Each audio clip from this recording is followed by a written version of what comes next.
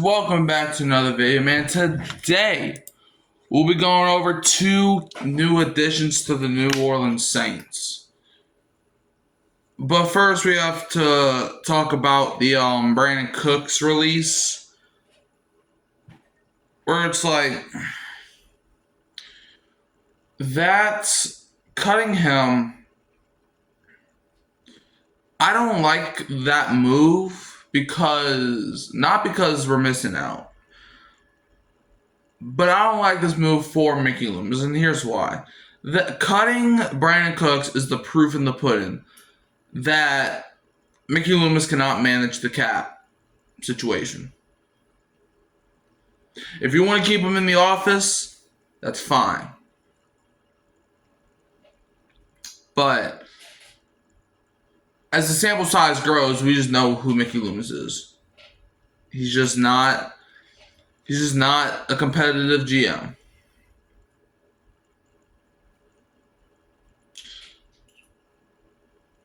Brandon, you paid Brandon Cooks $12 million for 2 years, and you cut him 11 weeks later. When you have a rookie QB and you're trying to see what you got in him, now he only has 4 receivers on the roster. Chris Olave, Devon Vele, Mason Tipton, and Kevin Austin, who we're going to get to in a second. All right. But the video is not about Brandon Cooks. I might make a separate video on the Brandon Cooks situation if I want to, but this video is not about that. I just wanted to address this is why the moves are made. First, the Saints signed wide receiver Kevin Austin to the active roster. And Kevin Austin was brought in last season. Let me see if because he was signed before last season started. And I mean, he was solid for us last season. I mean, he even played in one game for us this season against the Seahawks. He didn't get any targets. Well, I think he got targets. He just didn't get no catches. But I mean, last season with the Saints, he had 11 receptions for 151 yards, 13.7 yards a catch, 23 being his longest.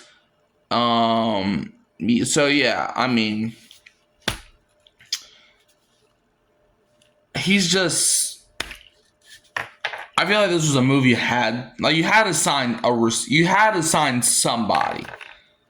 You had to. You cannot go into Sunday with 3 receivers. Which actually I think they went in last Sunday with 3 receivers.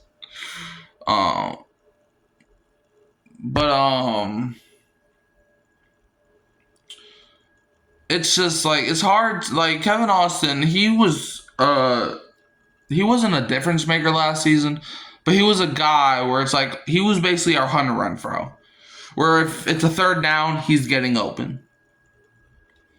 He was undrafted.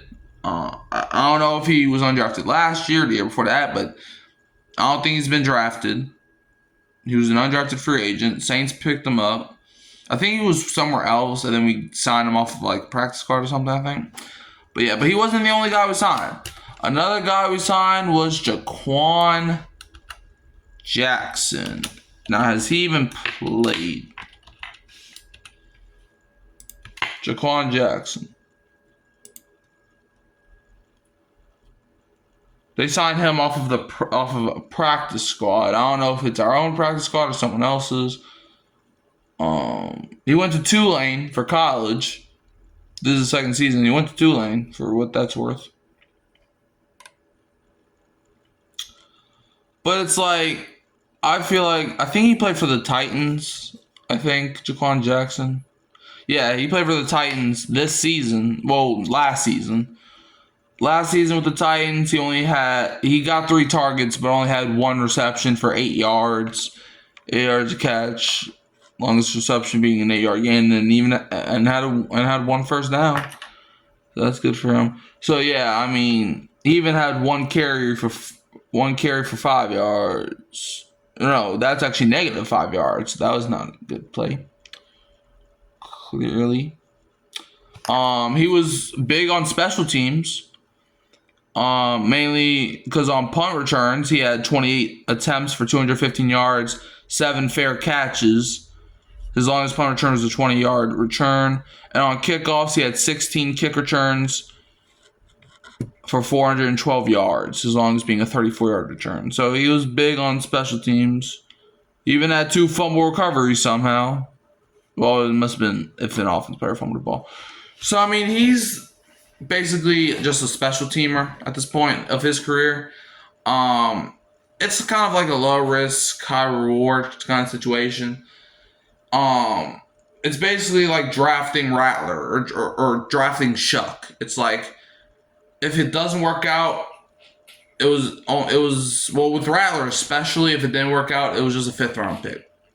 Spencer Rattler was basically last year's Shedeur Sanders, where it's like he was a guy that was expected to be this high overall pick, but he fell in the draft because of off the field stuff. So basically, Spencer Rattler was last year's Shedeur Sanders. So it was basically low risk, high reward when you drafted him, and it's still low risk, high reward because like even with Shuck, even though he was a 2nd round pick and the highest quarterback drafted by the Saints since Archie Manning back in 1971, it's still low risk, high reward, high reward because you got him on a rookie contract, and if he works out, great. But if he doesn't, hey, you can always draft another QB and just keep doing the cycle till somebody works out. But how do y'all feel about the signings of Kevin Austin and Jha'Quan Jackson? You can also find me at Hurricane Mike, Kyle Phelps, and Keeping Your Who That's Sports podcast. Don't forget to comment below about what y'all feel about the signings. And I'll leave you as always with who that, and don't be a Falcons fan.